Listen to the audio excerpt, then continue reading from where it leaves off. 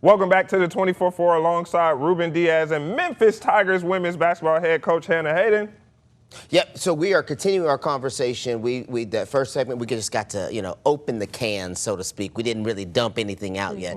Now let's start talking about kind of the nuts and bolts of what you're assembling at the University of Memphis for the people who maybe want to give it another shot, right? Yeah, we want to get people back into El Marron. I think it's going to be really important that we connect with our city. So, we are trying to establish an identity within our program that reflects the city of Memphis, right? This is a city that's known for grit and grind and being blue collar and being tough. And so when people come out and watch our team, they're going to be able to watch a group of young women out there that are competing and embodying that. What would you say are some non-negotiables for your program? Yeah, we talk about being disciplined, right? Just doing things the right way. It's as simple as obviously being where you're supposed to be when you're supposed to be there. Yeah. But who you are when nobody is watching, all of those kinds of things on the floor. Obviously, I can go into all kinds of things in terms of discipline, but toughness. We want to be a physically tough team and mentally tough, right? And a lot of toughness is composure, so we talk a lot about that. And togetherness, right? Like we want you to go out and watch a team that those young women that are out there, they're not just playing with each other, but they're playing for each other. So as you were building this roster, we spoke earlier about the returners that you were able to bring back. I watched a few games last year. I watched a lot of women's basketball, a lot. And so one of the key things that stuck out to me for Memphis last year was they just couldn't shoot the ball very well. Yeah. And in that conference, you got to be able to shoot the ball. I mean, in basketball, you got to be able to shoot the ball. But in some conferences more than others, you really do have to be able to space the floor with the three. Is that something you guys have addressed already?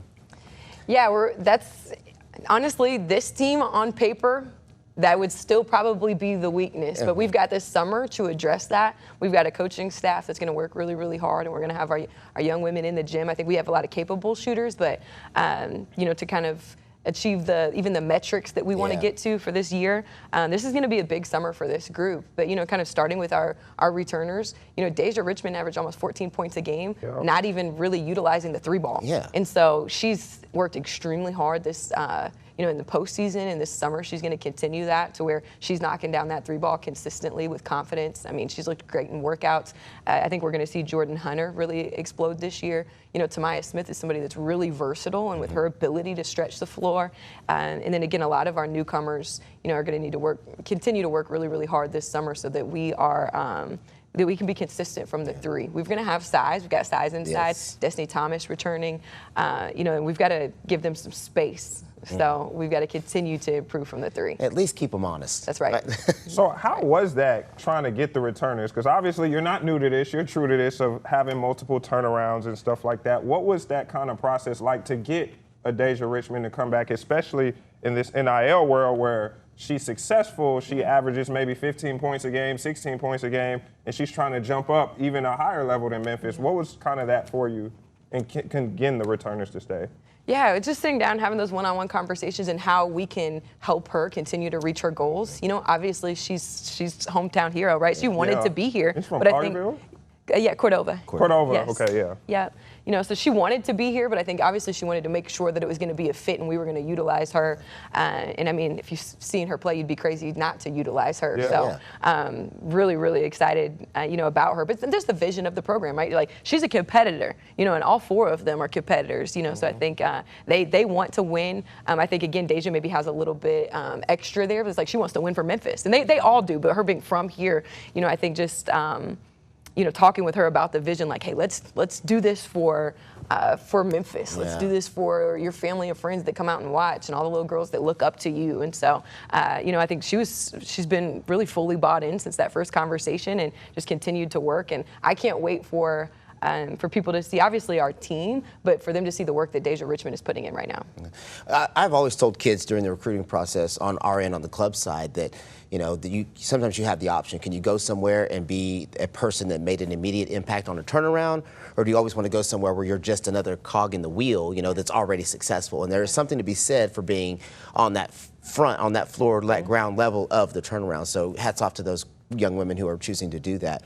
As you're going through this process, though, and you're continuing to build this roster and continuing to build the culture, what's the message for your staff and yourself as you guys talk about how you're going to recruit the Mid-South in particular? Because, again, Memphis is a basketball city. It is. It is, yeah. We want to keep that talent home, so it's up to us. Like we've, obviously tried to contact, all the high school coaches and AAU programs. We're going to be out, in June, the scholastic periods are coming up, and in July, it's going to be big for us to build those relationships so that when there's those players that can help us compete for championships at this level, that we've done our due diligence to make sure that they stay home. Yep. What would you say would be a realistic measure of success for year one? Yeah, I think those are always That's interesting questions, right? Yeah. I know people, how many games do you think you're going to win? And I'm like, that projection, I'm like, well, how many do you intend on losing? So, one thing that you'll hear me say a million times, or my kind of mantra to our players is like, the best way to take care of tomorrow is to take care of today. So we're really big on pursuing the best version of ourselves. And, we do that on a daily basis. We will max out our group. And I think with the group that we've assembled, then, that can equate to a lot of success. I think just with Memphis in particular, just across the sports landscape, when you see new, this city is kind of starving for success to win. Just like when we had Coach Huff in, he understood the gravity of taking over. It's like, man, like, we got to win. So it's like, I feel like it's sometimes unfair to put these high expectations on the new coach because it takes time, as we've seen across all sports. So that's why I always kind of like got to ask. Yeah, well, I want to be clear. Winning is the expectation. Yeah, but it is. you Standard. can't, you don't want to necessarily say, oh, we're going to win it all year one, because then that's like setting a high bar that's sometimes hard to obtain. Well, I'll tell you one thing that we communicated to our young women, just, we have to have a belief. And, at my previous stop, going into year two, we had 4 returners and we had 11 newcomers, and we won the league. And so that was something that we communicated. We have 4 returners and we have a bunch of new players. But if we put this things together the right way, then, with how we approach every single day, then you could put yourself in position to really do something special. I always say, if you build it, they will come. Yeah, right. Somebody's got to build it. Well, you put us in position to take another break because we were running out of time. So it's time to take another break. We'll come back. We're going to continue the conversation. There's much more to talk about. Don't go anywhere. We'll be right back.